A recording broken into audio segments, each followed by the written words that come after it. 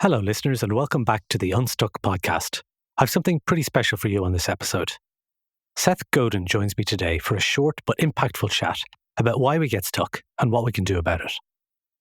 For more than 3 decades, Seth has been turning on lights for people, inspiring and teaching them in how to level up. A longtime reader of his blog, our paths crossed when I was asked to coach his Alt MBA workshop, a transformative leadership workshop focused on helping people navigate change and uncertainty. And yes, stuckness came up a lot. Seth has written 21 bestsellers on everything from marketing to leadership to climate change, and has one of the longest running blogs in the world, which you can find at seths.blog. Also, check out sethgodin.com for all of his work. In this short episode, we cover a lot.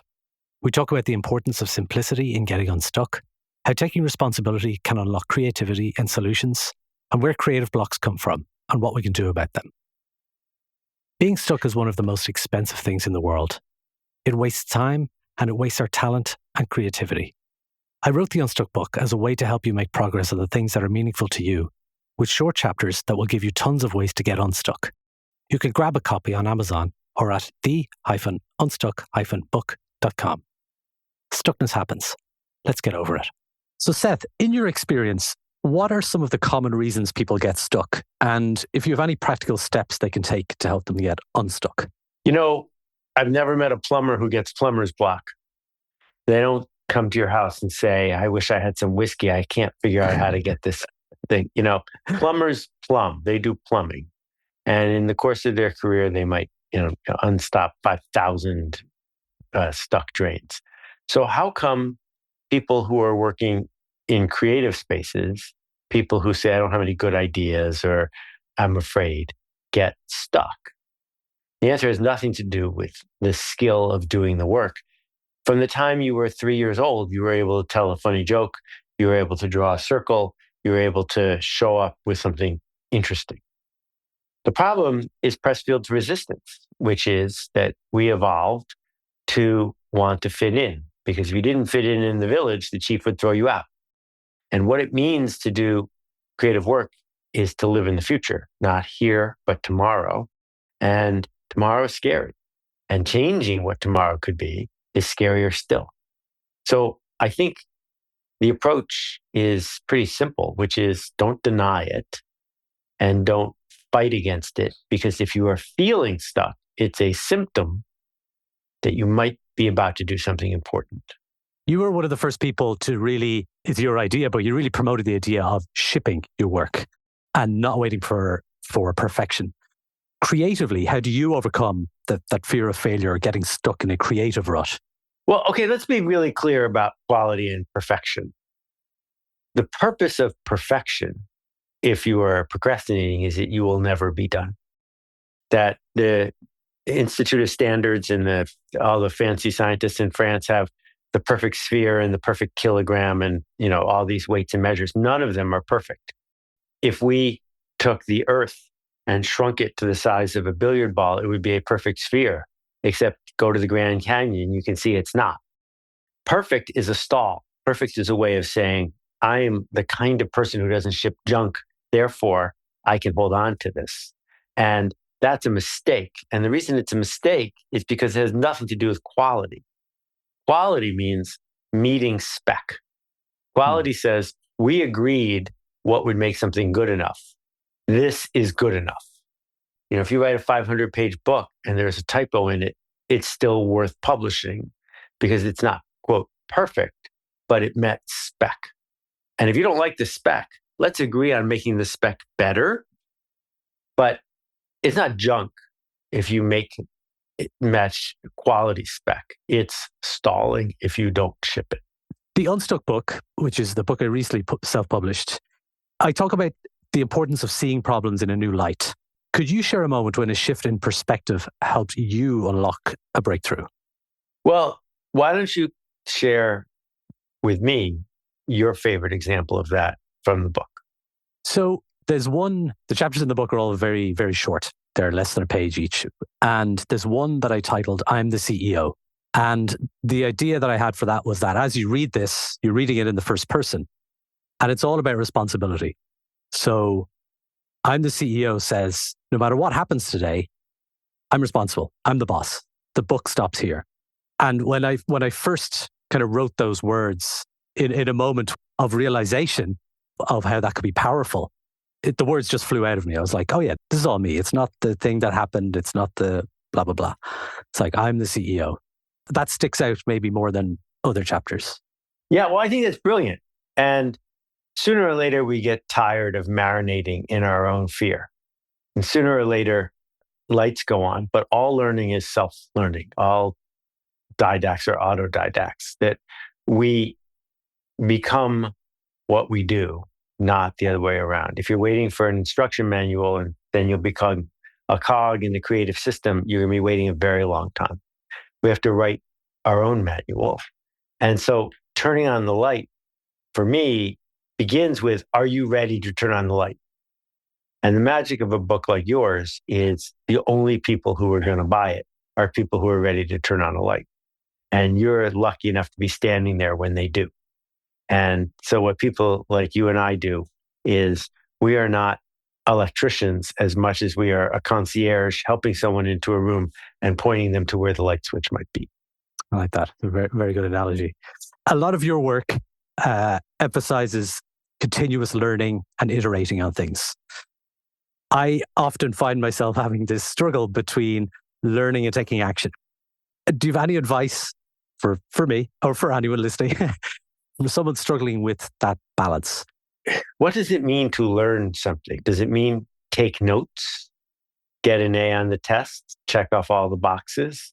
Because I don't think it does. And I've told the story of teaching 5 young people about the drinking bird, which is a toy in the US, maybe other places, that's a glass thing that dips back and forth and just keeps drinking from a glass of water with no batteries.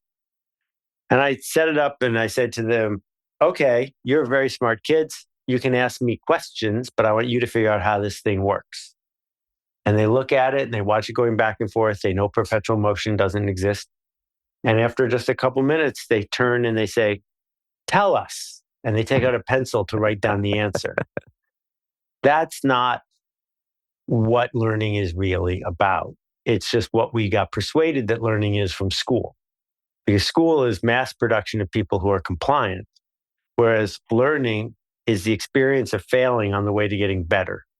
So when I'm talking about cycles of learning, I'm talking about learning that comes from shipping, learning that comes from productive inquiry and innovation, not the learning of, I need to go get my MFA. Anyone who's getting an MFA in writing is hiding. That if you want to get good at writing, you should be writing, not going to a master's program. So an interesting point there, because there's a lot of complexity in the world, and learning is its own kind of domain, and acting is its own domain, you might say, that they're related. But what are ways that you would encourage people to practice simplicity in the way that they build their business or write a book? Or you can pick one of the two, because I know they're not always related. You picked the perfect word, simplicity. Simplicity doesn't mean dumber, doesn't mean less. It means only. Simply do the work. That Nike's slogan is misunderstood when they say just do it, because that means what the hell? It should be simply do it. Do it without a lot of drama. Do it without a lot of narrative. Do it without a lot of ifs or excuses. Simply do it.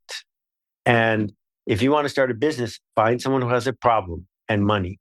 Solve their problem in a way that makes them want to pay you money. Simply do that. Then do it again. Then do it again. You don't have to write a deck. You don't have to get funding. Find a person who has a problem, solve it, and charge them for it.